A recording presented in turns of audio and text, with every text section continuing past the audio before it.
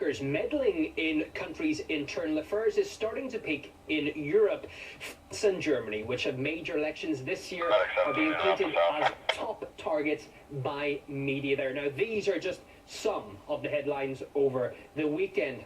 And indeed, those fears have been triggered by panic and accusations from across the Atlantic, where Moscow has been blamed for influencing the US presidential election. A US intelligence report made public last week says Russia will now apply its experience from disrupting the American election to other countries worldwide. However, the declassified version of the report does not provide any proof, instead relying on levels of confidence to make its conclusions. Phrases like high and moderate are used to determine the reliability of information, but then it admits even assessments made with high confidence could be completely wrong. A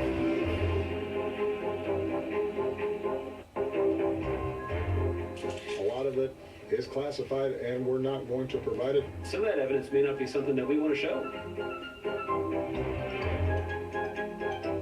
Clearly tried to meddle in our political system. It doesn't mean that there isn't additional evidence out there. I'm sure that there is. This administration is 100% certain.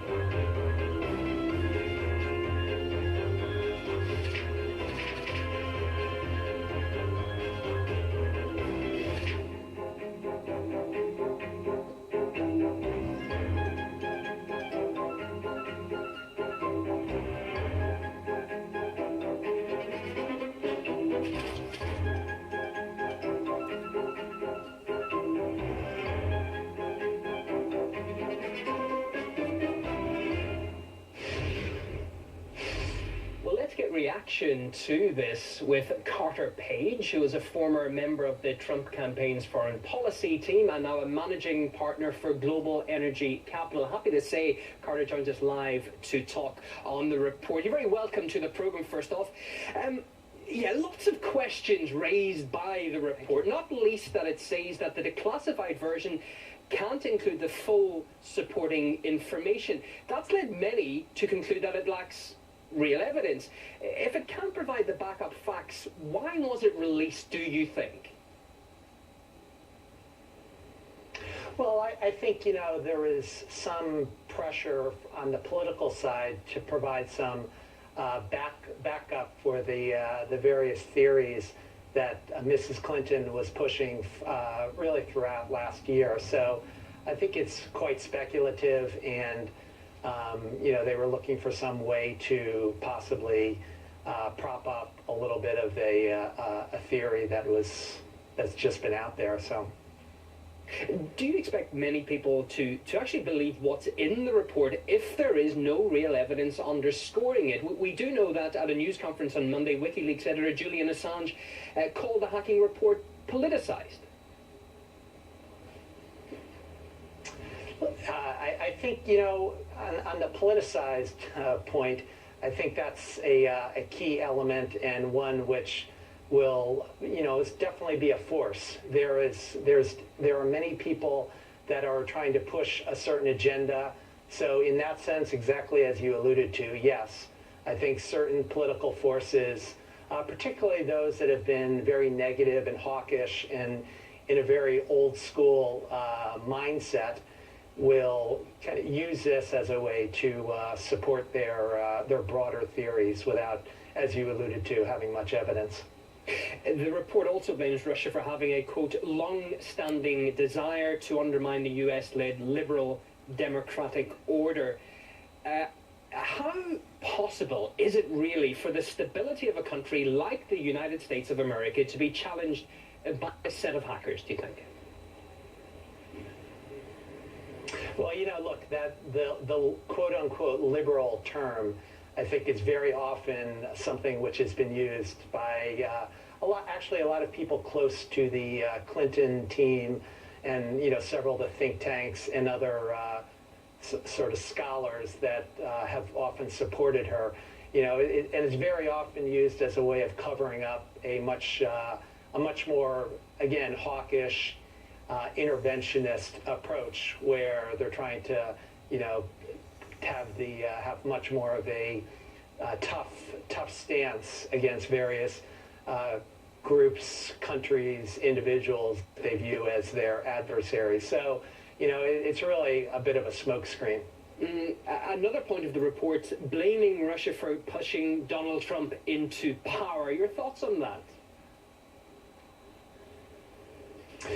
It really is a way of just pushing forward any last remaining hope that they can have to discredit some of the possible changes that are going to be coming or could potentially come forward over the years to come. So, and also to try to support someone who, very in some ways overlapping with this, has put out a fair amount of false information across many topics, but particularly on Russia, where she was very aggressive, increasingly so throughout her last year.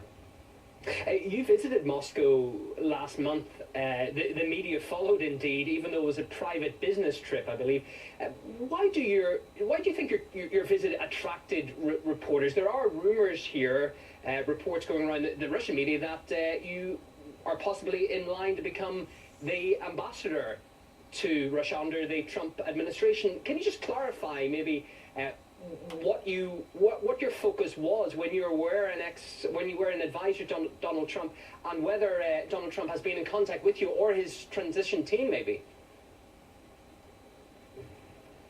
No, listen, I think going as to your question regarding my trip, I very much, there were many thought leaders and individuals that I've had close contact with for a long time in Russia, and we've, it seemed like a perfect opportunity before the start of the new year to talk about some of the new possibilities that might be arising. I think, if we look back over recent years and even recent decades, there has been a lot of major obstacles that have stood in the way of moving forward various economic progress for both countries, really. I think a lot of the obstacles that have been put in the way have hurt U.S. companies, including my own, more than they should have. So I think this, there's a lot of excitement and a lot of very strong leaders and people with great ideas, and I always believe that it's something that can really make a major difference if you actually have some direct interaction.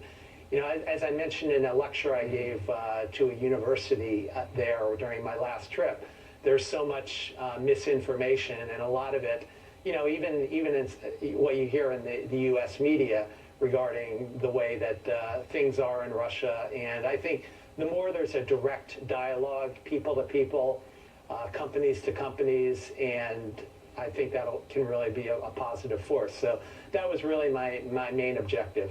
As to my personal goals or my personal long-term or medium-term objective, I think my main focus is really sort of a privatization process. I think there's so much that can be done by the private sector, working hand in hand between both countries, that to me, over the near term, that's really my main focus. And I have no immediate ambitions on the government side. I think there's tremendous potential, and I look forward to continuing to push that forward. So I take your point clearly, but if you were offered the ambassadorship in Moscow, would you accept? Well, I think that's very speculative. No, and I have certainly not been offered at this stage. So okay, just finally, American intelligence accused RT, our channel, of harmful influence on the U.S. public. And if I can just give some of the examples to you from the report. For giving platform to third parties, for covering Occupy Wall Street protests and reporting on police brutality. Does that make a news outlet what they are calling RT a propaganda bullhorn in America today?